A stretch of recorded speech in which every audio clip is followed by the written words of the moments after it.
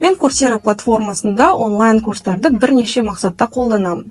Онлайн курстар белгілі бір тақырып бойынша білімдерін тереңдеткісі келетін студенттер үшін өте пайдалы және оқу жоспарымды бейімдеу, жаңарту үшін Coursera платформасын қолданамын. Coursera платформасының сапасын өте жоғары бағалаймын. Маған әр оқушының дайындық деңгейі мен қызығушылығына сәйкес келетін курстарды ұсынуға мүмкіндік береді. Бұл оқытудың жекелендірілген тәсілін қамтамасыз етеді. Coursera платформасының арқасында оқытушылар материалдарды әртараптандыра және тереңдете алады. Осылайша Courseraның оқу процесіне біріктіру білім беру тәжірибесін байытады, өте икемді, әртүрлі және тәжірибеге бағытталған етеді. Бұл оқытушылар мен студенттерге өте тиімді. Летом 2023 года для казахстанских педагогов появилась уникальная возможность разработать собственный авторский курс, который станет доступен на платформе Coursera Казахстан. Обучение на платформе Coursera началось с основ методологии разработки курсов, формулирования целей, задач, работы с контентом, а также технических аспектов работы с платформой. Было особенно интересно попытаться разработать курс для обучения в онлайн-формате, учитывая особенности формирования контента, чтобы он был понятен и доступен для обучающихся. Это был действительно интересный опыт, который дал мне новые навыки и позволил пересмотреть подход к разработке онлайн-курсов. В результате работы был создан курс Fundamentals of Research – основы научной деятельности. Этот курс предназначен для студентов бакалавриата и магистратуры, а также для всех тех, кто интересуется научными исследованиями. I found that very useful to have standalone courses of Coursera on this particular issue, but what was very useful, specialization. When you take a couple of courses, which gives you like comprehensive view of, for example, in our case, of usage of artificial intelligence in educational process. So I can see, say, for example, this certificate about generative AI, leadership and strategy. It consists of 3 courses taught by Vanderbilt University, and it gives you comprehensive overview about different aspects of artificial intelligence. From introduction to prompt engineering and all the way to using artificial intelligence in different ways in educational and research process. So I found that it was very useful, and I believe that I can use knowledge what I got from Coursera courses on artificial intelligence in my everyday work, in my teaching and my researching, and in my project management capacity. Сегодня я хочу поделиться своим опытом использования Coursera и рассказать, как эти курсы помогли мне поступить в зарубежный университет. Когда я начала готовиться к поступлению в университет за границей, я поняла, что знание английского языка будет ключевым фактором в прохождении экзаменов и собеседований. Онлайн-курсы стали для меня отличным решением, так как они позволяют учиться в удобное время и в комфортной обстановке. Первым и самым важным преимуществом Coursera является доступ к качественным материалам и ресурсам от профессионалов со всего мира. Для себя я выбрала 3 курса английского языка. Это Words, Forms and Simple Present Tense от Калифорнийского университета Ирвин, Teach English Now Theories of Second Language Acquisition от университета штата Аризона и Conversational English Skills от университета Ситла.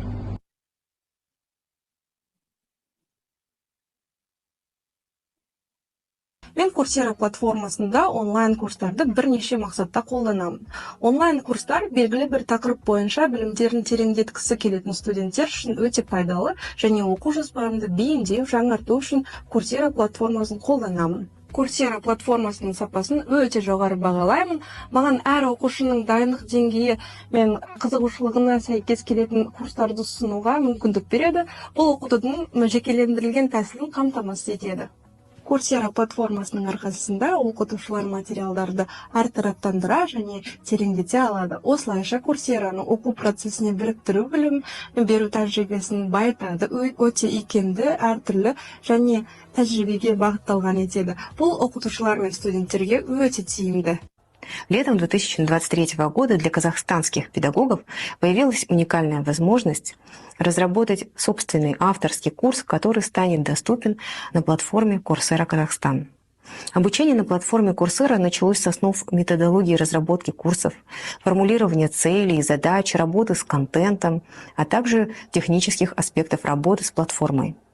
Было особенно интересно попытаться разработать курс для обучения в онлайн-формате, учитывая особенности формирования контента, чтобы он был понятен и доступен для обучающихся. Это был действительно интересный опыт, который дал мне новые навыки и позволил пересмотреть подход к разработке онлайн-курсов. В результате работы был создан курс Fundamentals of Research – основы научной деятельности. Этот курс предназначен для студентов бакалавриата и магистратуры, а также для всех тех, кто интересуется научными исследованиями. I found that very useful to have standalone courses of Coursera on this particular issue, but what was very useful, specialization. When you take a couple of courses, which gives you like comprehensive view of, for example, in our case, of usage of artificial intelligence in educational process. So I can see, say, for example, this certificate about generative AI, leadership and strategy. It consists of 3 courses taught by Vanderbilt University, and it gives you comprehensive overview about different aspects of artificial intelligence, from introduction to prompt engineering, and all the way to using artificial intelligence in different ways in educational and research process. So I found it was very useful, and I still believe that I can use knowledge what I got from Coursera courses on artificial intelligence in my everyday work, in my teaching and my researching, and in my project management capacity. Сегодня я хочу поделиться своим опытом использования Coursera и рассказать, как эти курсы помогли мне поступить в зарубежный университет. Когда я начала готовиться к поступлению в университет за границей, я поняла, что знание английского языка будет ключевым фактором в прохождении экзаменов и собеседований. Онлайн-курсы стали для меня отличным решением, так как они позволяют учиться в удобное время и в комфортной обстановке. Первым и самым важным преимуществом Coursera является доступ к качественным материалам и ресурсам от профессионалов со всего мира. Для себя я выбрала 3 курса английского языка. Это Words Forms and Simple Present Tense от Калифорнийского университета Ирвин, Teach English Now Theories of Second Language Acquisition от университета штата Аризона и Conversation English Test от университета Ситва.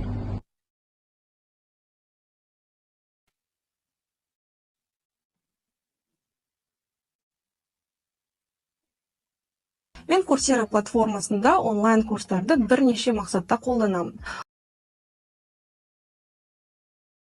Студенттер үшін өте пайдалы және оқу жоспарымды бейімдеп жаңарту үшін Coursera платформасын қолданамын. Coursera платформасының сапасын өте жоғары бағалаймын. Маған әр оқушының дайындық деңгейі мен қызығушылығына сәйкес келетін курстар етеді. Coursera платформасының арқасында оқытушылар материалдарды әртараптандыра және тереңдете алады. Осылайша Courseraның оқу процесіне біріктіру білім беру өте икемді, әртүрлі және тәжірибеге бағытталған етеді. Бұл оқытушылар мен студенттерге өте тиімді. Летом 2023 года для казахстанских педагогов появилась уникальная возможность разработать собственный авторский курс, который станет доступен на платформе Coursera Казахстан. Обучение на платформе Coursera началось с основ методологии разработки курсов, формулирования целей, задач, работы с контентом, а также технических аспектов работы с платформой. Было особенно интересно попытаться разработать курс для обучения в онлайн-формате, учитывая особенности формирования контента, чтобы он был понятен и доступен для обучающихся. Это был действительно интересный опыт, который дал мне новые навыки и позволил пересмотреть подход к разработке онлайн-курсов. В результате работы был создан курс Fundamentals of Research – основы научной деятельности. Этот курс предназначен для студентов бакалавриата и магистратуры, а также для всех тех, кто интересуется научными исследованиями.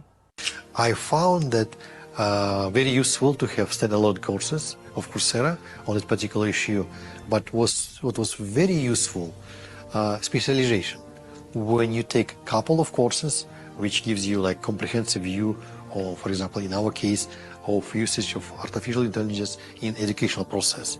So I can see, say, for example, this certificate about generative AI, leadership and strategy. It consists of 3 courses taught by Vanderbilt University, and it gives you comprehensive overview about different aspects of artificial intelligence. From introduction to prompt engineering and all the way to using artificial intelligence in different ways in educational and research process.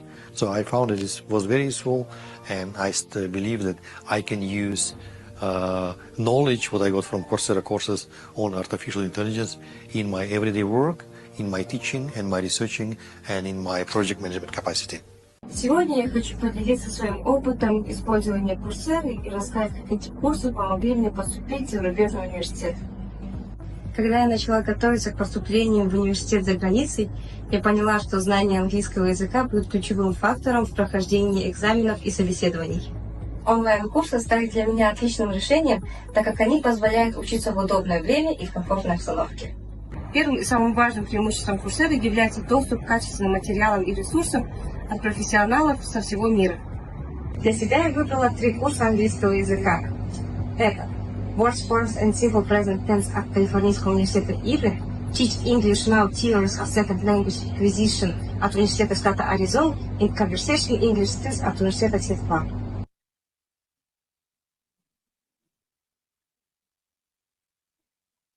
Мен Coursera платформасында онлайн курстарды бірнеше мақсатта қолданамын. Онлайн курстар белгілі бір тақырып бойынша білімдерін тереңдеткісі келетін студенттер үшін өте пайдалы, және оқу жоспарымды бейімдеп жаңарту үшін Coursera платформасын қолданамын. Coursera платформасының сапасын өте жоғары бағалаймын.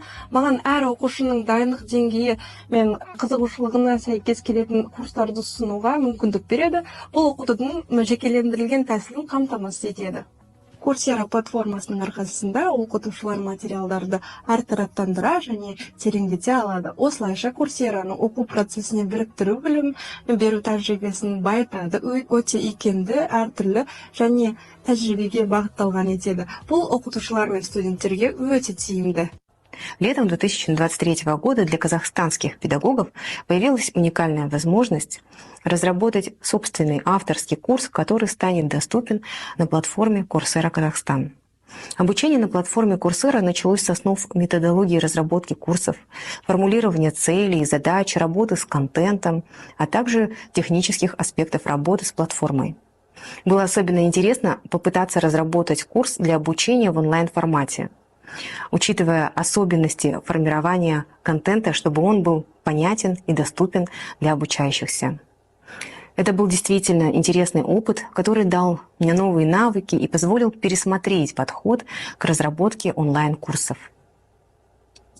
В результате работы был создан курс Fundamentals of Research – основы научной деятельности. Этот курс предназначен для студентов бакалавриата и магистратуры, а также для всех тех, кто интересуется научными исследованиями.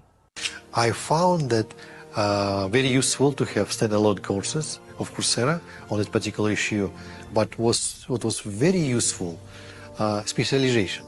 When you take a couple of courses, which gives you like comprehensive view of, for example, in our case, of usage of artificial intelligence in educational process. So I can see, say, for example, this certificate about generative AI, leadership and strategy.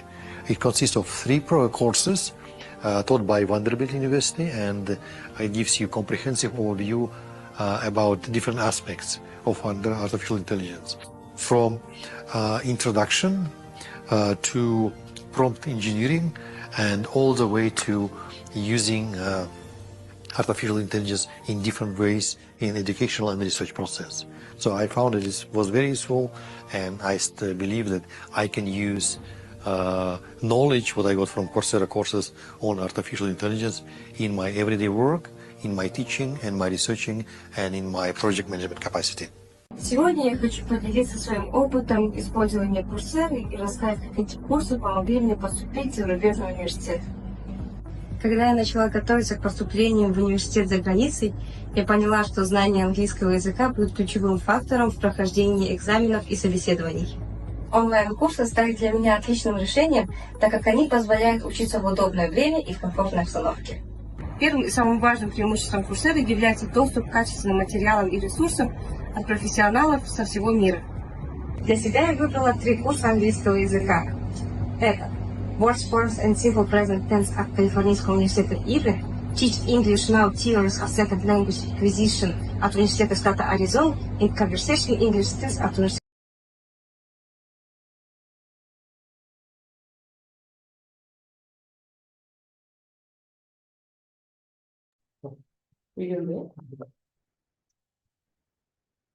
Hello, everyone. Hello, and a very warm welcome from Coursera.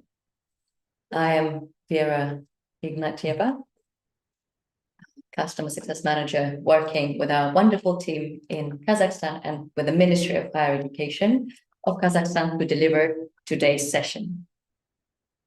We are broadcasting live from Kazakhstan, from Astana. And together with me, I have a great guest, a distinguished professor of engineering at Auckland University in Rochester, Michigan. She probably is well known for quite a few of you from her course, Learning How to Learn, and giving you powerful mental tools to learn. And she's one of our most renowned professors on Coursera with more than 5 million learners worldwide. So we are, thank you very much for everyone for introducing themselves in the chat. I see a lot of professors from universities all over the country. Today we are focusing on our session with Barbara. But before we start, a few housekeeping moments. So first of all, please continue introducing yourselves in the chat. We'd like to hear your questions. So for this, we have a special button with Q&A on the bottom of the Zoom screen. So please post your questions there, and then we'll take them and try to answer as many as we can towards the end of the session. Today's session, you can listen in Russian or in Kazakh or in English, if you prefer. So you've got a globe button, again, on the bottom of Zoom screen. So if you click on it, very simply choose the language you want to listen to. So without further ado, I'd like to pass it on to Barbara to start the session. Very warm welcome to Barbara Oakley. Thank you so much, Vera. This is, it's such a pleasure for me to be here in Astana. This is my second time in Kazakhstan, and I have to tell you, it is even better than the first. And the first helped my husband, and I realized that this is one of the greatest countries in the world. So to help you to expand and become even greater, let's remember the words of the preeminent AI researcher, Fei Li. She said, AI won't replace humans, but humans who use AI will replace those who don't. So it's rather like learning to use any new tool. When word processors came out, people began to use them, and it really helped them. And now we have a revolution in what is happening with generative AI. But before I dive into that, I should back up a little bit and give you a sense of who I am and where I'm coming from. I'm from Auckland University, and people sometimes know the town of Oakland in California, and they think, oh, you're from warm and sunny California with palm trees and all those kind of things. But actually, no, I am from Michigan, and Michigan is a very cold state, at least in winter. So that's me going to work on a typical February day. And I teach the course, as Vera mentioned, Learning How to Learn. And my co-instructor is Terry Sinowski, the Francis Crick Professor at the Salk Institute. And this is Terry going to work on a typical February day in his job at the Salk Institute, which is in Southern California. And that's one of the great things about online teaching and learning is that not only can students get together from very different places, but professors can get together with very different backgrounds as well. Now, to my shock, I was invited to speak at Harvard. I was a total nervous wreck because, it's Harvard. And I walked into the room and I became even more nervous because it was packed, standing room only, all around the edges. And I thought, why are there so many people here? Turns out our one little course, which was made mostly in my basement, which you can see a picture of right there, for virtually no money at all, had on the order of the same number of students as all of Harvard's massive open online courses and online courses together, made for millions of dollars with hundreds of people. And what this tells you is that people are starved for that fresh, new insight about how we can learn effectively that's based on neuroscientific insight about how the brain works. This is very practically useful, and this is the kind of thing you can convey broadly through massive open online courses. So let us look now at ChatGPT. What does it do? How is it made? Oftentimes people know that it works in part by predicting the next word in a sentence, although good luck predicting the next word in that sentence. It actually works, there's some deeper aspects of how it works. It relates words within a sentence to one another. Now, if you think about it,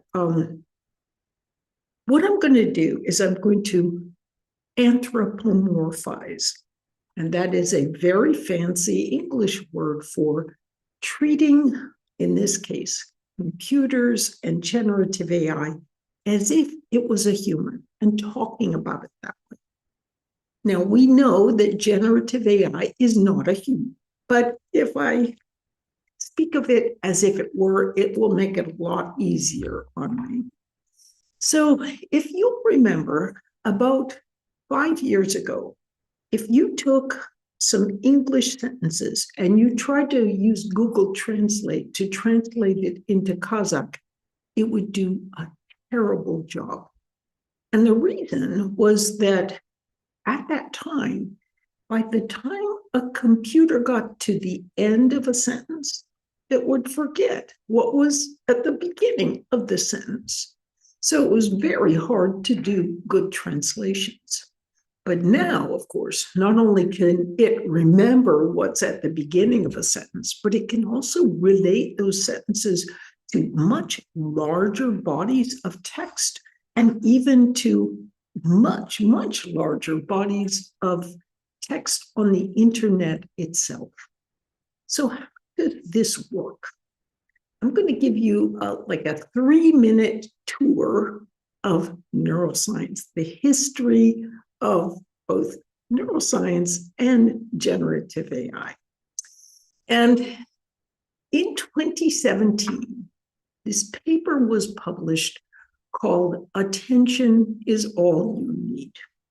Well, that paper was submitted to the Neural Information Processing Society conference, which the president of this conference is Terry Sanowski, my co-instructor. And Terry told me when this paper was submitted back in 2017, the reviewers looked at it and they said, nothing special here. And so when it came time to put it into the conference, they put it off in a corner, just a poster session, nothing special. Now, you should know that this conference in artificial intelligence is so important that it typically has about 8,000 registration spots within it. And when registration opens, typically it takes less than 10 minutes for all 8,000 registration spots to be taken. So this is a really important conference, but this paper was kind of put off in the corner as nothing important. But it turns out that what this paper presented for the very first time was the concept of the transformer. And the transformer, as it turns out, is so important that now this paper has been cited over 100,000 times. What is the transformer? What does it do? Before we jump into what it does or how it works, let's give you a little sample of the kind of creative things that it can develop for us. So I'll show you just a little bit from a website called Suno. Suno is a music generative AI app. And what it does is you can put in, like, as you can see here, I put in the title of that research paper, Attention is All You Need. And then I put a little bit of text, like technical terms about how it works. And then I asked it to generate a song. And this is what it came up with. Recurrent thoughts, they go in loops, caught up in endless feedback hoops, decoding life through tangled webs. So you can see that generative AI is not just taking, it's not just this sort of semi-creative wannabe, but it actually is truly creative, and in many of the same ways that human beings are truly creative. So do you have a boyfriend or a girlfriend or a husband or wife or someone you'd like to really impress? Enter their name into Suno, then put in a little description about them, devise a song in their honor, and give them that as a present. And what they'll do is they'll think you are very creative. In fact, you are very creative. You are co-creative with the great insights and creativity that generative AI can give us. So how do we know that transformers are kind of behind all this? What's the transformer? What is it composed of? If we take a look, it has two parts. It has the encoder, where you feed in the information. And if you look at the bottom of that encoder, it says it has a positional encoding. That is where the magic occurs, where a number is created, a vector that helps that encoder and decoder of the transformer to relate words and sentences to one another. So anyway, encoding, you put your prompt into the generative AI engine, then you get something out through that decoder. That's the transformer in a very quick nutshell. But what we're truly interested in here is that the flow of information through a transformer is, in fact, remarkably similar to the flow of information through the human brain.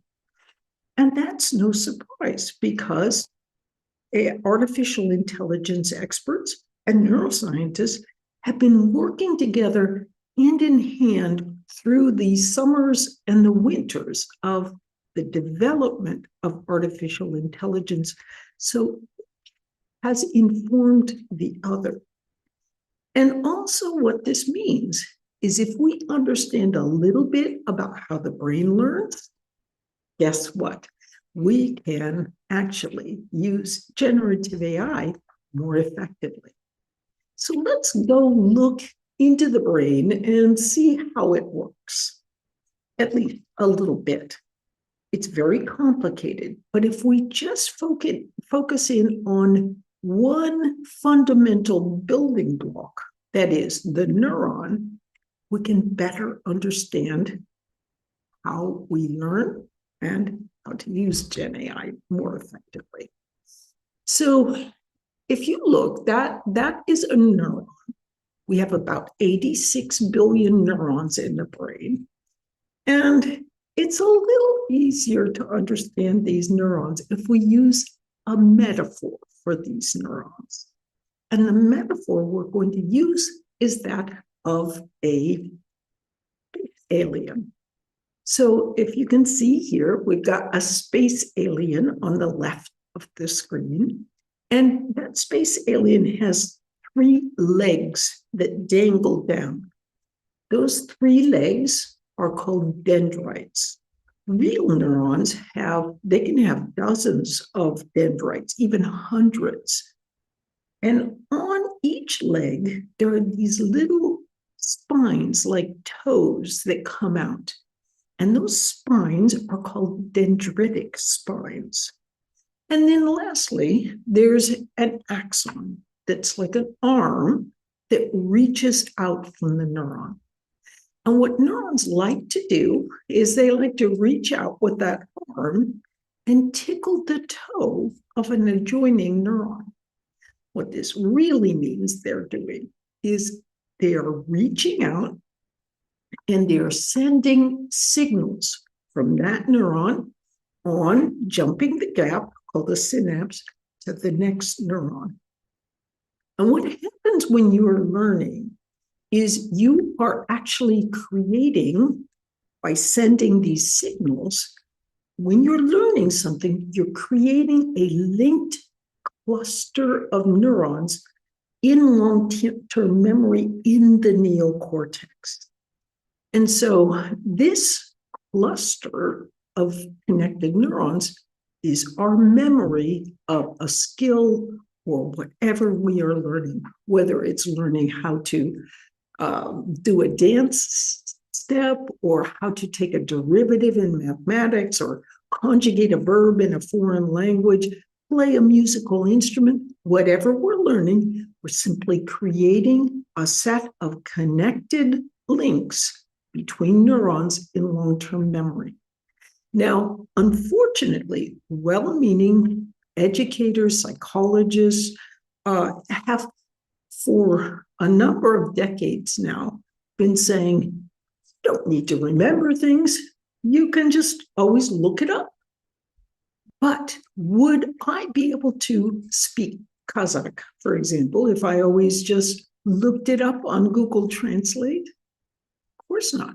In fact, you have to have those sets of connected neural links in long-term memory if you are to become an expert in anything.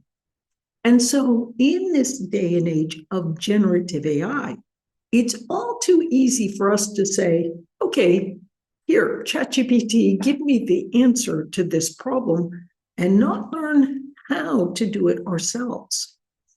But if we want to think critically about whatever ChatGPT is giving us, we need to have those links of learning in our long-term memory. So what professors and teachers are doing by ensuring that students learn well is all the more important now in this era of generative AI. So ultimately, how do we strengthen those neural links? We practice. And as we practice, we are able to strengthen those dendritic spine connections between the axon and the dendritic spine of the next neuron. And if we don't practice, though, what can happen? Let's say we're busy, we learn something in class, but we're too busy to go over and look at our notes for a couple of weeks. And then right before the test, we try to review the notes. And that's when we find out that because we have not been using those neural links, they've been swept away and we can't remember what we might have learned before. So it's very important to practice with whatever you're learning in order to retain and strengthen those neural links. Ultimately, what you want to do is create a nice, strong, rich set of links about the various concepts you're learning so that you more easily can draw them to mind when you need them. So this brings me to the importance of metaphor. So why would metaphor be important? It turns out that virtually everything we learn is related to material we previously learned. And if we use a metaphor to explain something, we say this is like an analogy, this is similar to this, which you already know, it can help people learn those ideas much more quickly. So let's say that the set of links I'm showing here represents the idea of how water flows, current of water. You may think, well, how water flows, that current, that's an easy concept to understand. But when you were a toddler, you played with water, you would let it run through your fingers, you'd stomp your feet, and that's how you gradually acquired the idea of how water flows. Once you have a set of links about how water flows, you can use that to more easily understand the concept of how electrical current flows. So that metaphor, that analogy of water flow is like how electrical current flow can allow students to much more quickly grasp the idea of how electrons and how electrical current works. So I want to go a little deeper here. When I was working on the manuscript for the book, A Mind for Numbers, what I did was I found the names and the emails of thousands of top professors and teachers of various subjects, from economics, engineering, mathematics, you name it.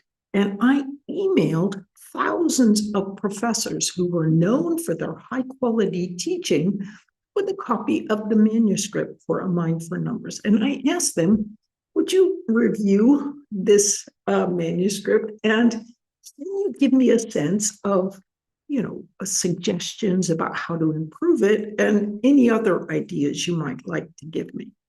Shocking percentages of these professors came back and said, sure, I'm glad to help you. And they gave me great advice in the book. But one thing that surprised me was many of these professors would come back and tell me independently, there's this one thing I do in my teaching, and that is the magic that makes me an exceptional teacher. And I don't usually tell this magic to anyone else. I don't tell the other professors I do this. What was that one thing they did? It was using metaphor and analogy. And why didn't they tell the other professors? It wasn't because they were trying to keep it secret. It was because the other professors, if they heard about this, they would say, that's why you're such a good teacher. You just make things so easy for your students. But isn't that what teachers, good teachers, are supposed to be doing? Making things easier for their students? Because learning something, especially something difficult, is hard. And if there's a way to make it a little easier for your students, that's a great thing for good teachers to be doing. Now, metaphors always break down. So if you're using water as a metaphor for electrical current flow, at a quantum level, that doesn't work.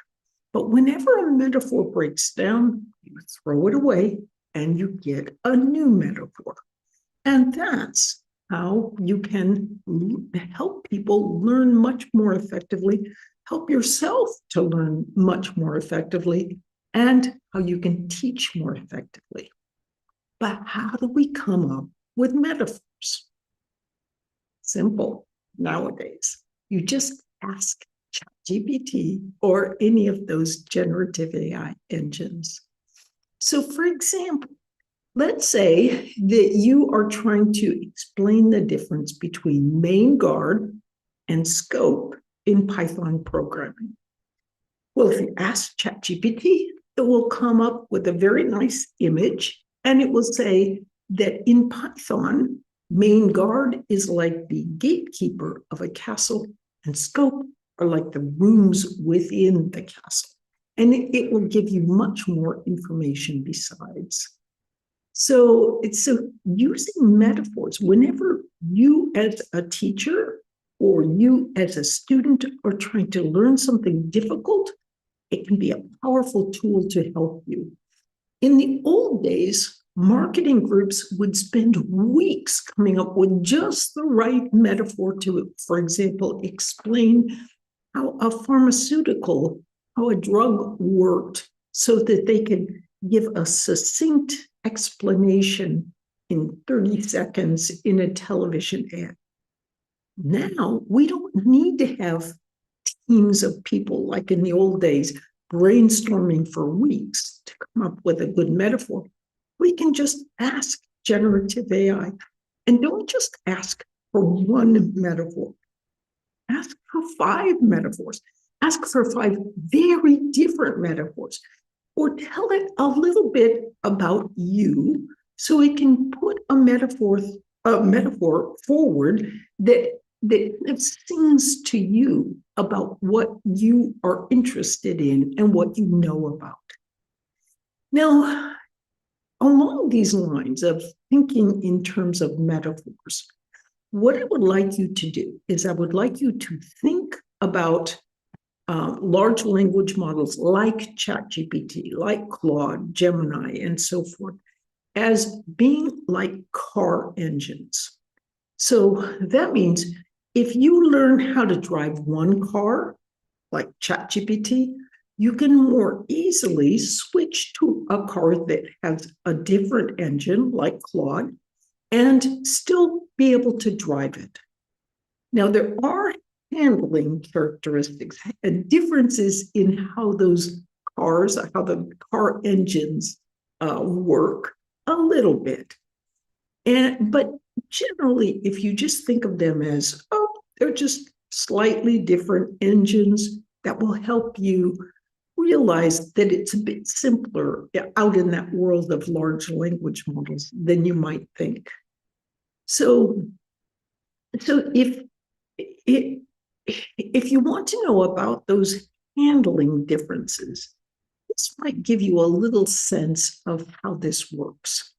So Greg Brockman was formerly the president of OpenAI, and he famously put together, he wrote in his notebook, I'm putting the text beside his notebook picture that tells what he wrote in his notebook. It said, "My joke website, really dumb joke 1, push to reveal punchline," and the same for joke 2. So Brockman took a picture of his notebook, loaded it onto ChatGPT. Lo and behold, it created all the code he needed for his joke website. So I took a picture of Brockman's picture and I loaded it onto ChatGPT, and it created the code that you see here. But then, just for fun, I took that picture and I loaded it onto Claude. That's another engine, and it's actually one of my favorites. And what did Claude do? It came back to me and said, "You want to create a joke website? Jokes could hurt people. I'm not going to do it." And I had to argue with Claude to get Claude to acknowledge that, no, we shouldn't have a completely humorless world. And yes, it was okay to create this joke website. So there are differences in how these large language models are tuned and created. In fact, Claude, here's a little story about the creation of Claude. They were testing Claude, which is from the company Anthropic, which is now affiliated with Amazon.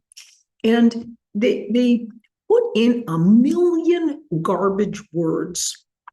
And in those garbage words, they seeded one sentence.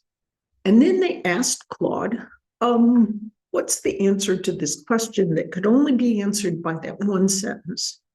And Claude came back and said, okay, here's the answer. It answered correctly. But then, completely unsolicited, Claude further said, you loaded 1 million words of garbage just to see if I could pick out that one sentence amongst all the garbage words that you'd uploaded, didn't you? It was almost human-like in how it responded in a completely unsolicited way. Really scared the engineers that are working in it at Anthropic. So you can see there's very different handling characteristics and actually different insights that the different engines can give us. And this is why it's worthwhile to not just default to one favorite engine like ChatGPT and try out some of the other ones to see how they respond to your prompts. So just to give you a worldwide perspective on what's going on, there are 7 major engines worldwide. There's 4 that are coming out of Western sources, and it can take hundreds of millions of dollars to create these large language models. And so it's no surprise that some of the world's largest and most profitable companies are affiliated with some of those engines that we commonly see, like ChatGPT, which is affiliated with Microsoft now. And of course, Gemini comes from Google, Claude from Anthropic, affiliated with Amazon, and Meta is it produces Llama. Interestingly, Llama is open. That means you know sort of the weights, the neural weights that create this. We'll talk about neural weights later on. But so that's it open. They release how they form these large language models. But open AI, which you would think would be open, is actually not open. It keeps it closed.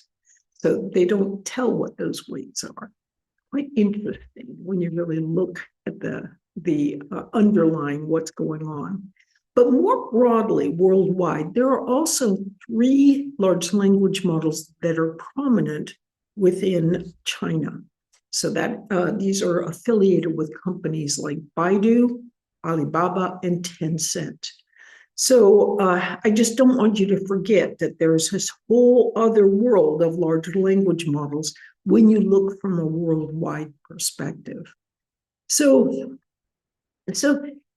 interestingly, also though, Mistral has recently come out from France, and it is a very competitive engine, almost competitive with ChatGPT.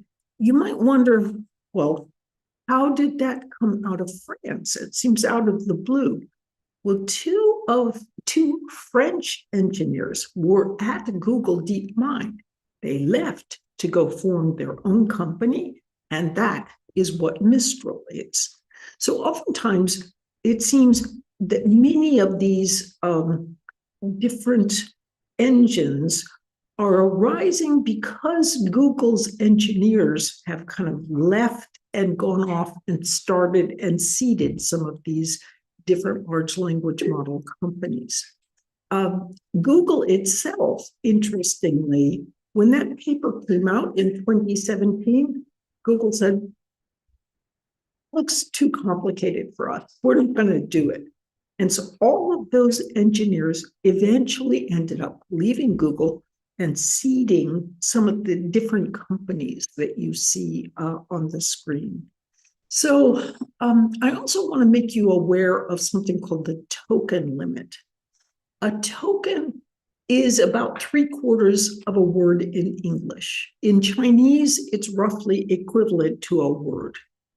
And so you can see that Claude has 1 million tokens. That means you can upload a lot of things onto Gemini. And Gemini, with its 1 million tokens, might seem to be that's the one you want to use because it has such a big amount of tokens it can take in. But you might find that Gemini, in some sense, doesn't answer questions as well as some of the others. So I, in particular, like to have the essence of research papers. I might ask for, what are the key ideas in this research paper? And Claude, I find, seems to do the best job with that. But I want to give you a sense of how you can think about these kinds of things to do with token limits. In other words, how much can you upload at one time? And the context window. Context window is related to the token limit, and it simply says, during a long chat, how much of that chat can it continue to hold in mind before it forgets you said something? Sometimes you'll notice if you have a long chat, it will forget the earlier things you said in the chat, and that's because it can only hold so much in mind, even though it's much more than before, it's still got a little limit. But after I wrote the book with my co-authors, Uncommon Sense Teaching, about what's going on in the brain when you are trying to teach and how to teach and reach your students more effectively. What happened was the publisher of the Japanese translation of the book reached out to me and said, would you write the foreword for the Japanese edition of this book? Well, I was taken aback because I don't know anything about teaching in Japan. But what I did was, at that time, Gemini wasn't available yet.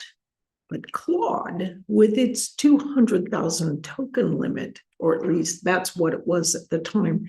In fact, those token limits may be larger than what I show here, but it's pretty hard to get the current token limits out of each of these engines. I don't like to reveal it. But my book had about 100,000 words.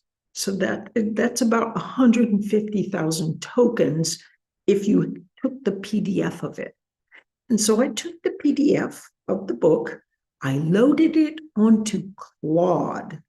So Claude was able to take the entire book, 100,000 words, and I asked Claude 2 questions. I said, how does my book support current methods being used in Japan to teach, and explain why those techniques work? So that was one question. And then I asked, how does this book explain new and useful approaches to teaching that are not currently being used in Japan? I got all this great information back. I wrote up my foreword. I checked it with people from my friends from Japan. And then I sent it off to the publisher of the Japanese edition of the book. They got back to me and they said, oh, how do you know so much about the Japanese education system? And I wanted to be like, I'm just good. But actually, it was that I was good because I was willing to co-create with generative AI. So if you use it in your own work, it can be tremendously helpful in giving you a much broader insight into all sorts of different things. So let's look now, though, at what's going on in the human brain when you talk about something like a large language model. And actually, if we look at the human brain, we can understand large language models more effectively, because guess what? We have a large language model built into our heads, and that's why we can speak our native language. So here's how that works. I had mentioned before that you have these links in long-term memory, right? And you create them when you learn something. But what I didn't mention was that there are two different pathways that those links can be laid through. So first off, if you look, working memory is in the prefrontal cortex. So let's say that you happen to be trying to translate a sentence from one language to another language. So even if you don't speak the other language very well, you're trying to hold something in mind temporarily while you work on it and translate it. So this is what working memory does. It holds a thought temporarily in mind while you're working on it. And this working memory, like right now, when you're taking in this information, it's going through your working memory and through the hippocampus into long-term memory. That's called the declarative pathway. But there's another pathway, and that is the automatic pathway, which goes through the basal ganglia. And the thing is, you need links of both types in order to be able to function effectively and to learn effectively. So let's look at look at this from a different angle. If you look at that declarative pathway, I'm going to model that with a blue box, and the automatic pathway is with an orange box. And so if you are thinking about, let's say, a math problem that you want to solve, you're conscious of this, and your working memory says, okay, I want you to step through and solve this problem. You're conscious of the whole process by and large. But that other way of learning is very different. Let's say that you want to learn to hit a hockey puck with a stick. You know, you've got your hockey stick. You want to learn to hit that puck in the right direction. What you're doing as you're learning, often your working memory is conscious. It says, hey, basal ganglia, which you are not conscious of. But you say, hey, basal ganglia, I want you to hit this hockey puck. And you tell your basal ganglia that it hits the hockey puck, and you see whether it went in the right direction. But you are not conscious of the process of the learning that is taking place when you are hitting the hockey puck. You hit it again and again and again, and you gradually are training that basal ganglia about how to hit the hockey puck, but you are not conscious of how it's learning. It's almost like magic is happening in that basal ganglia. What is the magic? It is a deep neural network. It's not to say that there aren't neural networks elsewhere in the brain, but we're really beginning to understand it with that automatic system. And if you look, each of those circles represents a neuron, and the line represents an axon going out, hitting the dendritic spine, going onto the dendrite of the next neuron. This is called a deep neural net because, look, there's actually 5 layers, so it's pretty deep. The human brain has 6 layers of neurons. And what happens is when you're learning to hit that soccer or that hockey puck, your brain kind of you hit it, and magically inside there's a path through that neural network, and then the value function that comes out simply means, did I hit it in the right direction?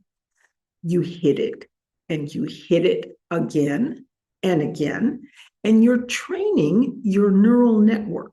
Some of those connections are being strengthened, others are being weakened as you gradually improve your skill at hitting the hockey puck.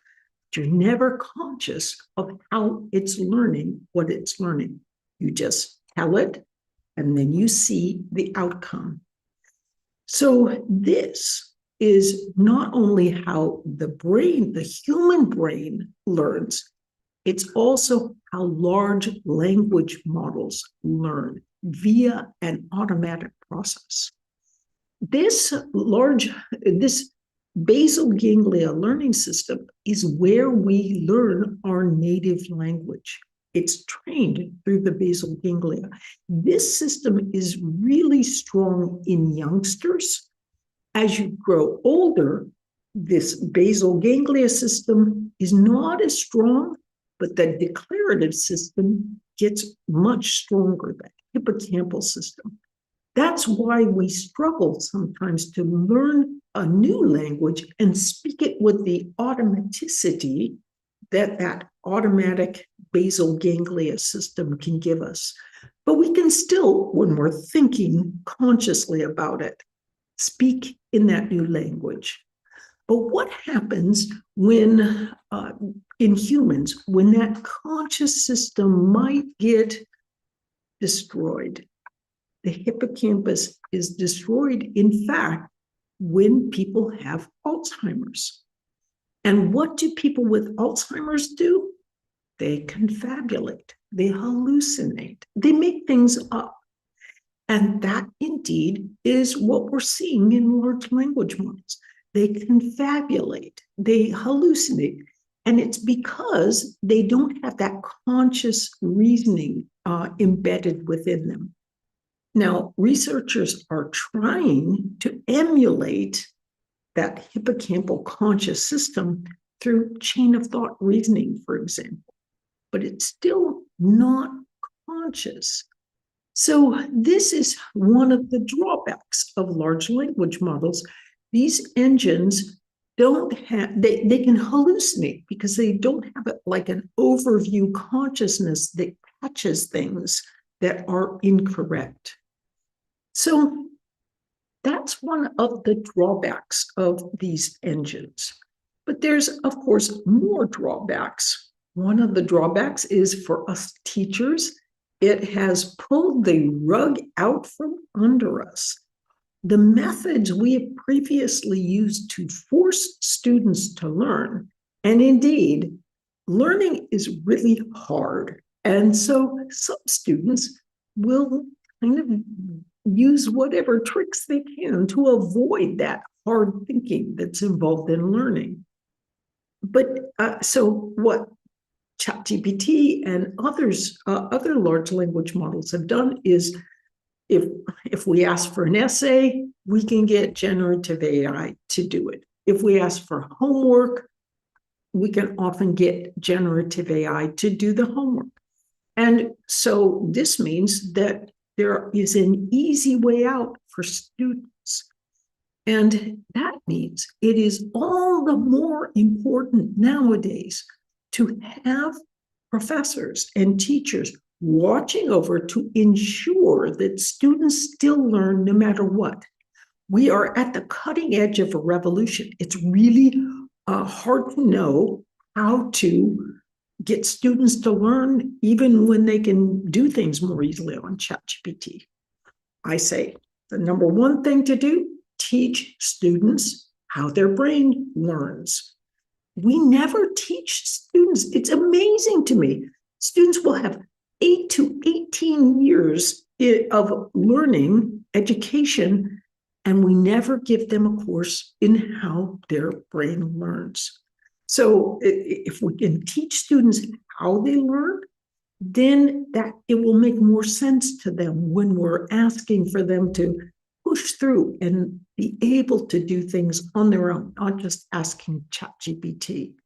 So that's an important aspect of teaching. But there's more than this, and that relates to something called the Flynn effect. In the Flynn effect, IQ scores were found to rise from the 1930s all the way to the 70s. And this has been shown in a number of studies. And so researchers, of course, looked at this and said, well, what can explain it? Obviously, it's great teaching. People were exposed more to good educational opportunities, and that helped students kind of, in some sense, get smarter. But since the 1970s, copious research has shown that IQ scores are beginning to go down. Why is that? What happened in the 1970s? Well, you might think about it this way. In the 1970s, calculators came out. And suddenly, it wasn't calculators that might have caused a problem. But what probably caused a problem was the tens of thousands of educators, psychologists, teachers, who, all well-meaning, said, you don't need to remember things. You can always just look it up. And what happens then? You're not using that cognitive skill involved in being able to pull ideas from your own memory, and cognitive skills as a consequence may well be the cause of the decline. So that means it is all the more important for us as educators to not repeat what happened in the 1970s and say, oh, it's perfectly okay. We should be teaching students higher level things that ChatGPT and so forth can't do. No, we need to be sure that we are teaching students to be able to check and verify and do some of those same things that generative AI can do, because otherwise they will not be able to think critically at what ChatGPT is giving them. It can give them all sorts of malarkey. They can enter in the wrong number and they'll accept the result because, after all, it's from generative AI, ChatGPT. So we need to instill that new learning into students if we want them to be able to think critically in this new era. I should point out another thing. So remember how I said that teachers and psychologists were often saying, oh, you don't need to remember things, you can always just look it up. Well, of course, that was wrong. And in fact, a lot of educational research literature should be looked at very carefully. The reason is that only 0.13% of all educational research literature is replicated. That means less than 1% of what is published in the research literature is actually checked by anyone else. So you can if anything that you can get published, it's unlikely that somebody else is going to check it. And that's part of why we get fads and sort of going off onto ways of teaching that are not really effective. In fact, some of the most traditional ways of teaching are truly effective. If you look in my School of Engineering, for example, or in schools of engineering, science, mathematics across the United States, many of the professors are from countries that still respect the importance of rote learning. And so rote learning, yes, remembering things is really important, along with being able to use those ideas creatively. So let's return now, just so I can give you an even better overview of what's going on in the world of the many large language models. I'm going to focus in on the West now because I don't speak Chinese and I'm more familiar with these, but just remember there is this other world of engines out there.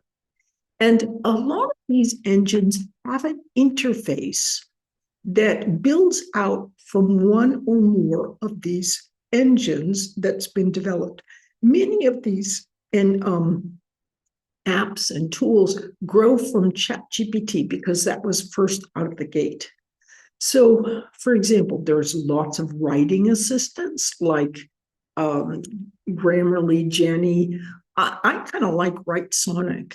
A new one is Notebook LM, and that will even take a research paper and turn it into a really funny podcast. So it's pretty amazing. But I want to introduce you to the idea of a rapper. A rapper is not a singer. A rapper is like a candy wrapper that goes around a piece of candy. So many of these apps and tools are like wrappers, and underneath the wrapper is a large language model, an engine. And most of the apps use as their engine ChatGPT, again, because it's first out of the gate. So what you find is you can't buy subscriptions to all these different large language models. I mean, if you keep buying those and you buy some of the tools and apps that are rising from them, you'll bankrupt yourself because there's so many. So what you want to do is think critically about some of these different apps that are coming out. Now, Writesonic, I find, is a kind of a cool website, and it will help you. You can formulate a press release, turn it into a blog post, have it as a Facebook post. You know, it will help you compose all sorts of things very quickly. But Jasper, on the other hand, has been in trouble in the press because people are beginning to discover that it is a writing app. It can help you, but actually, if you go to ChatGPT directly, it can do many of the same functions right there on ChatGPT, and you don't need to buy Jasper. So you want to just be aware that some of these apps that are available don't really add that much more than ChatGPT or one of the other engines themselves. There's a lot of research engine or apps out there, and these are often trained differently than, for example, ChatGPT is trained pretty much on the web itself. Everything it could scrape up at the time legally, or now it's a little bit questionable sometimes whether it was done legally, but it was a lot of stuff. Gemini also trained on the internet, although it can use YouTube. But Gemini famously got in trouble because some of the stuff it scraped up was from humor websites that were sarcastic. And so Gemini would put out advice like this. If you want to have a more nutritious meal, put rocks on your pizza and it will give you more minerals. It will be, healthier for you. It was scraped up from a humor website, but it didn't know the difference. So anyway, these research apps are trained on research literature oftentimes. So Semantic Scholar is trained on over 200 million research articles. I particularly like the website Cite, that SCITE _ that particular website. You can ask it a research question. It will go and answer it to the best of its abilities. It will cite a bunch of citations, but then you can watch it. It will go back and check the citations and rewrite the, whatever it is told you. So it can be, it's a way of having something that's a little better, that doesn't just straight out hallucinate, but is checked for hallucinations. Although, of course, you should always check it as well. There's also live to internet, so like Copilot or PowerPoint makers. There's lots of PowerPoint makers. Personally, so far, I find that they often just give you a clump of bullet point text and then some generic pictures. So I'm not real happy with what a lot of PowerPoint makers can give you. But it might help you on specific aspects, but be careful that what it can give you can be really boring for people. There's also all sorts of good apps for teachers and instructors like Magic School, TeachMate AI. You can take a picture of your notes, upload them, and then ask it to generate a lesson plan, for example. There's good upskilling. So like Coursera has really rich ways of interacting now with generative AI. It can help you create university level classrooms, even high school level classrooms through something called Course Builder. It also you can interact with it. It can quiz you by asking you, for example, to give an example from your work about that illustrates some idea that you should have been learning in the MOOC. It's pretty, or massive open online course. It's really pretty cool. There are other websites that, for example, Gauth, the first math website mentioned there, many high school students, I hate to say it, are uploading a homework problem and getting a solution.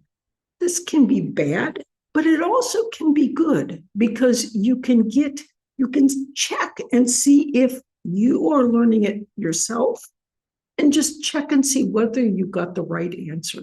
There's all sorts of kind of upskilling platforms. There's there's different coding and so forth that are coming from Llama. There's imagery like DALL-E, which comes from ChatGPT. There's also Midjourney, Stable Diffusion, Dream Studio. There's also some good video producers, and both video and imagery is coming from Gemini or from Google as well. And I have to, so if this is a place where you want to take a screenshot, this is the place to take the screenshot. And I would like to say this is inspired by a wonderful book called Teaching with AI. So I highly recommend this book. And in fact, let me give you a few other books. I'll put them all on the screen at once here. And so there's not only Teaching with AI, but also ChatGPT and the Future of AI, which is by Terry Sanowski, my co-instructor. And it's a wonderful book. Ethan Mullick's Co-Intelligence is an awesome book that also gives you a great deal of practical insight about how to use generative AI and how to think about it. And if you want to dig a little deeper, but still very readable books, are two of my favorite books in the world, and that's The Worlds I See by Fei-Fei Li, and also The Alignment Problem by Brian Christian. The alignment problem, you might wonder, sounds like maybe a boring title, but it explains things like reinforcement learning, inverse reinforcement learning. How do we model human curiosity? It's a wonderful book, as is Fei-Fei Li's book, which is very autobiographical and gives you insight as to why she is now called the godmother of generative AI, and gives you a lot of insight into how generative AI was created in the first place and how it works. Finally, AI Superpowers gives you a worldwide sort of context to help you better understand generative AI. There's lots of great courses on generative AI, including on the right, two of my most recent, that the top Accelerate Your Learning with ChatGPT is we just produced it. I produced it with Jules White, who's a wonderful instructor on Coursera. And then there's a good course about critical thinking, growing from a neural perspective and using insight from generative AI. I do want to say that large language models can be used to help us evaluate and kind of hold together insight about something called collective intelligence, which is like all the knowledge of many humans put together. So you could, for example, create a large language model that is trained in different multimodal aspects. So you could train it on Kazakh texts, old ones, new ones, imagery and color symbolism, melodies. You could train it on all of these things, and it would be a repository of sort of the Kazakh way of thinking, culture. And this can be useful both for Kazakhs and for people who are looking outside Kazakhstan to better understand what is going on with Kazakh ways of thinking. It is easy and important to train your faculty, your teachers, professors at universities and teachers at schools on the neuroscience of teaching and learning. It can be incredibly helpful. And for example, what has been done in one Hungarian university, University of Szeged, is they've kept the videos in English, but they've translated the course beautifully. And it is now, when students apply to the university, they get extra points if they have completed the Learning How to Learn in Hungarian course. There's also possibilities to refilm any of these courses and put them in a truly Kazakh perspective. So you can use Kazakh stars. So, for example, Learning How to Learn was refilmed with Spanish stars, made in a nice Spanish from Spain context, and it's a beautiful course. So learning about teaching, there's so much insight, for example, that we can get from the neuroscience of movie making. How do we get and make engaging materials? And if you might want to have a neuroscience of education, neuroscience in teaching program, you could base a master's or micromasters or even an undergraduate off of some of these great courses on Coursera, because it's pretty hard to find courses where you've got instructors that are well-versed in neuroscience, in generative AI, and in how to teach effectively. But on Coursera, you can find, for example, this specialization of 3 courses quite easily. I should note that the Chinese versions of these courses that were refilmed with a Confucian context have won Best MOOC awards in Taiwan. So as I'm closing, I just want to remind you that, of course, as you're learning, you're creating connections between neurons in long-term memory. Now, we used to think that you were born sort of with all of the neurons you'd ever have, but then they would gradually begin to sort of die off. And as you got older, you lose more and more neurons, and you get dumber, and then you die, and it was really depressing. But fortunately, it was completely wrong. Now we know that new neurons are being born every day, especially in the hippocampus, and those new neurons have special qualities. Number 1, they help you learn better. And number 2, they help you to feel better. And how do those new neurons survive, thrive, and grow? It's like new learning is like a trellis that helps these new neurons stick in the trellis, survive, thrive, and grow. So if you as a student are learning new things, you may be grumbling about it, but it actually helps to boost your mood.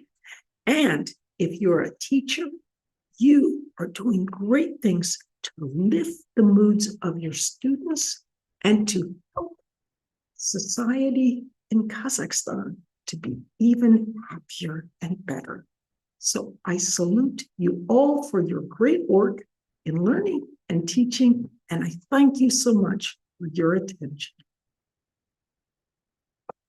Thank you very much, Barbara, for a very inspirational, fantastic presentation. I hope you all have lots of new insights about generative AI and curious about exploring this technology and implement it in your teaching. We now have time for questions and answers, so please post them in the Q&A section, and we'll try to answer as many as we can. And also, thank you so much for all your attention. I saw some of you maybe in your offices, some of you get together in rooms to listen together, which is fantastic. Thank you for sending us pictures in the WhatsApp group. Always good to see you coming together to listen and exchange. Feel free to communicate and exchange together what you've learned from the session and build communities. But I'll pass it on to questions and answers from Barbara. Okay, well, thank you very much. There's some great questions here. So Almate Jusupova is asking if she can get a link to the article, Attention is All You Need. So what I'd like to do is I'd like to refer you to something called Google Scholar. So if you do a search for Google Scholar and go to that website, and then put in the name of the paper, Attention is All You Need. And what will come up is almost certainly a link to that paper.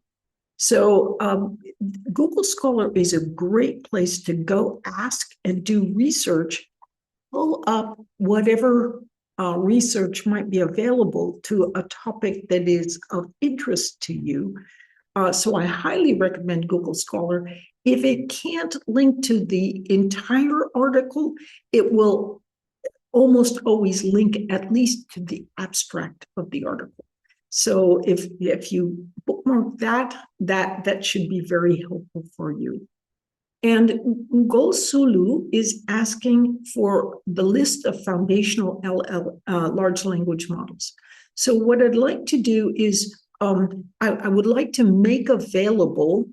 So I think the people who are, making this all available for you, we will post a link to the PowerPoint itself, and then you can feel free to use this PowerPoint to, help teach your student, to help teach your colleagues, and you can also do, you can tell them that you made it up. That's okay with me. It's, the key idea is to get these very useful tips out there. So there's a question now that says there is a challenge in that people nowadays don't read large texts.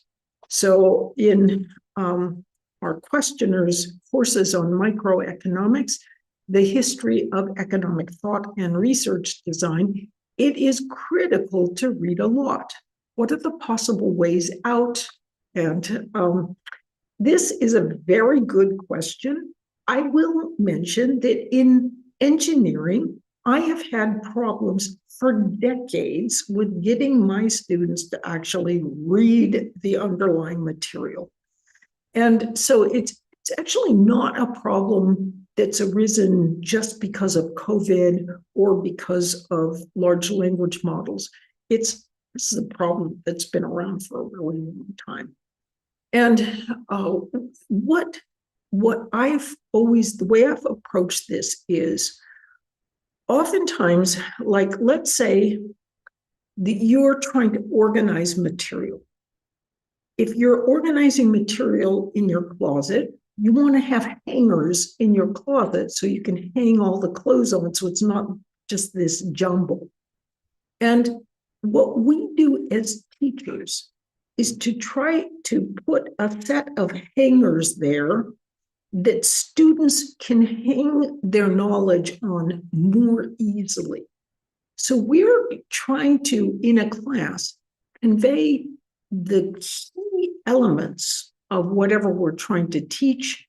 And we're also trying to motivate our students to read the underlying material. You as teachers, if you are enthusiastic, what happens is students will see your face and their own mirror neuron systems will fire. And if you are enthusiastic, excited, and expecting them to do certain things like read the text, their mirror neurons will echo that same feeling. And so if you'll notice, one thing I do is I'm showing my hands here. And so what I'm trying to do is I'm trying to help you grasp the ideas. Notice what I did. I said grasp, and on my hands made a grasping motion. That helped your mirror neurons that hold your hands to fire in the same way my neurons were firing, and it helped you understand what I was saying more easily. So there is never a 100% guaranteed foolproof method for reaching every student. You will never reach every student, but you can motivate more through your own enthusiasm and your own expectations, and through your body language and your own facial excitement. Help to get your students more involved in whatever you're teaching. You can give them good hangers by succinctly giving them the key elements that they need to know. And you can test them on some of the extra going beyond that they would learn in a text. And that's about the best we can do right now. But that's actually quite a bit. And so if you can focus on those kinds of ideas, I think you'll find it can be very helpful. So can artificial intuition work or develop without the internet? That's a good question. We know that intuition is often affiliated with that automatic system. You're training things and this intuition will arise, but you can't put it into words so exactly about how you got this intuition. And so intuition can definitely arise without the internet because we do it in our brain. But artificial intuition, that's good, a good question without the internet. You need to train those neural networks, whether they're artificial or not. And training data is super important. So can you train without the internet? It's kind of tough. I mean, do you count scanning a bunch of PDFs as being without the internet? Maybe. In that sense, you could train your large language model to give you artificial intuition. So that's an interesting question. I'd have to think more on it, but those are my first thoughts. Okay, so how can we prevent overusing AI? And this individual was facing the problems with students being lazier with the tasks because they're overusing the engines. Again, test, test, test. Test with your students sitting in front of you without any access to the internet. What I often would do is I would test my students every single day they came to class. Give them a little test, and it worked just to make sure they had gotten the most recent material and not procrastinated on it. So people will often say, oh, testing's so bad for students. No, actually, research shows that the best way that students can learn is through either practice tests or real tests. So test all the time, and that can sort of get them away. It signals them they've got to get it in their brain. They can't just rely on the internet. That's a partial solution, at least. What diagram making apps can you recommend? So I want to step back a minute. Sometimes, and I'm not quite sure what is being asked here, but it might be related to concept maps. And let's see. Let's see, is there a way I can kind of move ahead a little bit? Yeah, let's see if I can move on to, let me see what I've got here. Well, I guess I can click forward here, and let's see if I can. Okay, so you can see I have like just so much more that I could talk about. And I'm going to skip over this, and I'm going to talk about, let's see, what have I got here? Oh, see all the stuff. There's just like so much. I can only really cover so much at once, so you can kind of get a little glimpse of what you're missing. Oh, look at this. This is really important. Ask generative AI for ideas to provoke curiosity. And so, for example, when I was in Mongolia recently, they said, the professors in Ulaanbaatar, that Mongolian students often became, or those who would come off the steppe, really had no way to connect in to, or even be interested in learning about Python programming. And so how could you connect and help motivate those students? Put Python programming in the context of herding in enclosures, yurts and tents and seasonal migrations. It gave, ChatGPT gave these professors who were in a city context a way of communicating with those who had come from a very different context. So there's more. No, I know. Let me just go here. I hope I can get to, where's that slide that I'm looking for? And no, this is not what I want. Oh gosh, I probably should just kind of go back and let's see here. Okay, got it. Okay, so what is the most powerful method for students to learn effectively? You look at those 4 different ways. Most educators will say, oh, clearly the best way for students to learn is to create a concept map. But it isn't. Concept mapping was not compared to other methods of learning.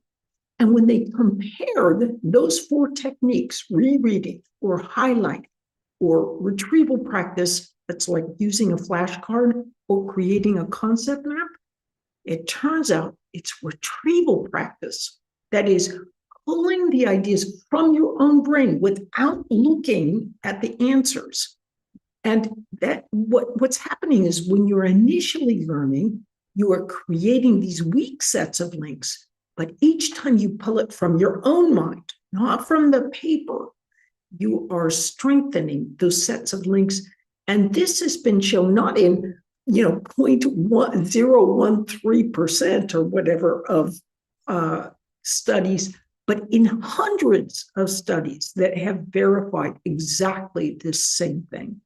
So I highly recommend using retrieval practice. And I want to give you a little sense. Let's see, how can I mute? I want to mute the sound from the computer. How do I do that? Can you mute the sound from the computer? Okay. Let's take a look and see how this mute that sound from the computer. Чей компьютер вот это? Наш, вот это. Оттуда выходит. I'm looking here for the mute and I can't find the mute. Where's the mute? So let's see. мынаумен мute қалай етеді? Дыбысына жіберіп қоя береді. See, this will teach me not to be an Apple. I'm a PC user, so I don't have. So you can mute all voices. Just this one. So we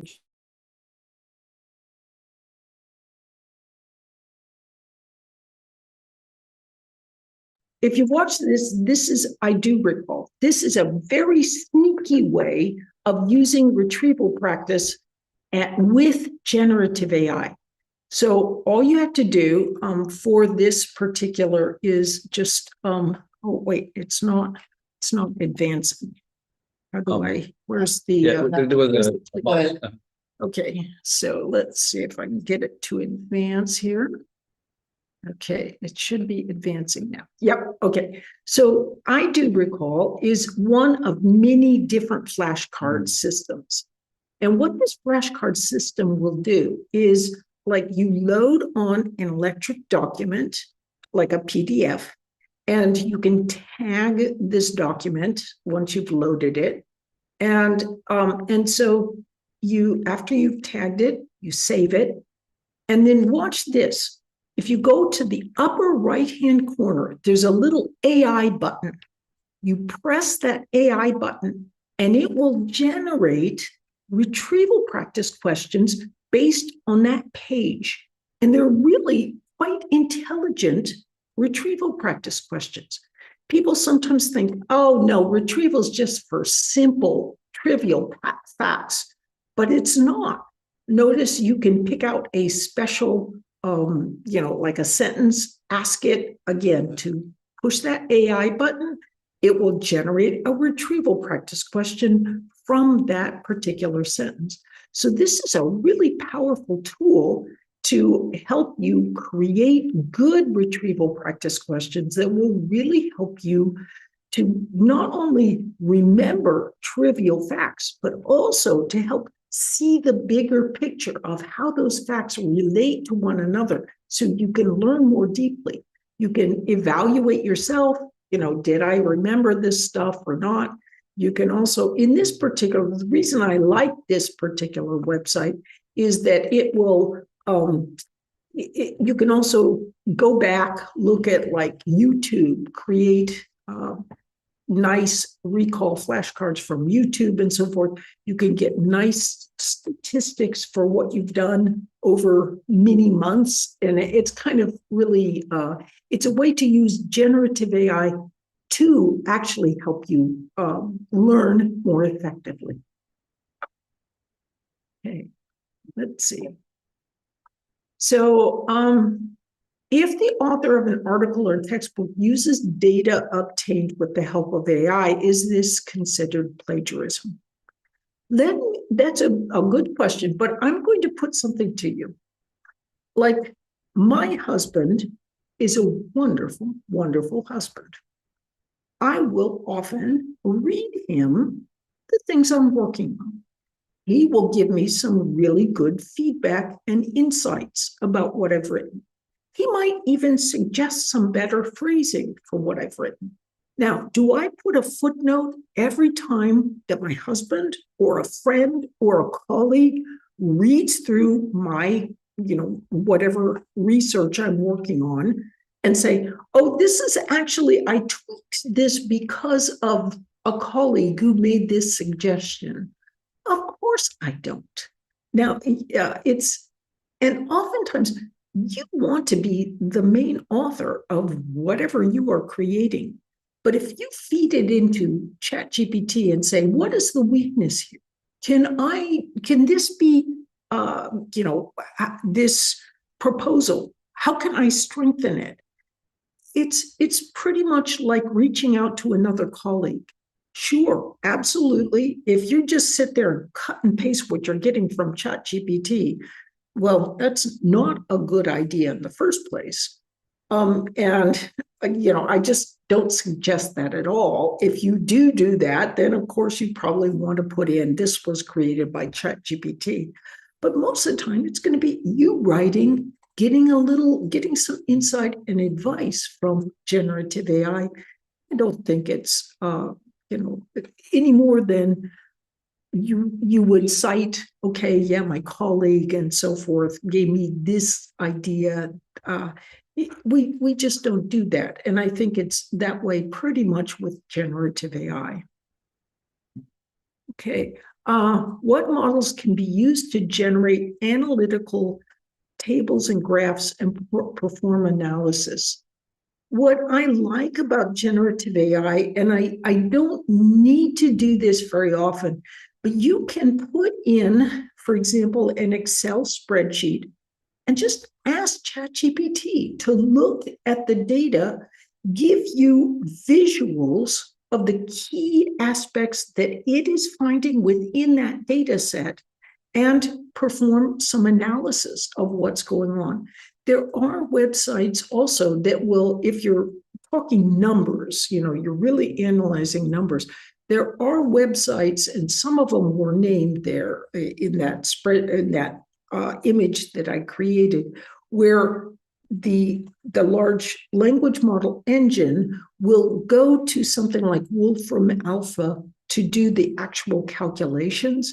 And this can be very helpful for getting a good analysis that actually is, sort of double checked and not hallucinated, because Wolfram Alpha it's not, it's got generative AI, but it's also very solidly built on classical approaches to algorithms and so forth. So it's very, very good. Where can I buy your books that talk about brain function and learning? I know that they're available in the US from the website Amazon. And so my sense is they're available broadly worldwide. So if you might look at whatever the big bookstores are and the big online bookstores are in Kazakhstan, my hope is, and my guess is, that you would be able to find them. There are also websites that you can get books shipped from overseas. So what is it? There's a cart. What? There's Flip Gazette and Ozon, and there are many. So my colleague here is informing me that there are many websites where you should be able to find these books online. And Amazon should deliver internationally, I believe. Yes, Amazon does deliver internationally. So my guess is that it would deliver with alacrity and speediness here in Kazakhstan. Okay, well, I think that kind of wrap things up from my perspective, and I will turn things over to my colleague Vera, who's actually sitting beside me. So I shall look at her. Barbara, thank you so much for this presentation, for going into all the details to answer the questions. I hope our professors, teachers are now inspired and equipped with tools and curiosity. Continue sending your messages, questions, and we're always looking for your feedback, questions, and try to answer it. So thank you once again, everyone. Have a wonderful day and continue going and inspiring your students. Thank you all, and we speak soon. Thank you. One more question. Can we share your presentation? Oh, yes, please. Oh, absolutely. We can share a presentation, and Barbara is encouraging you to use it, use this ideas, some of it, so it's helpful, and you can create your own resources based on that. Yes. Absolutely. Yes. We'll share the presentation. Good.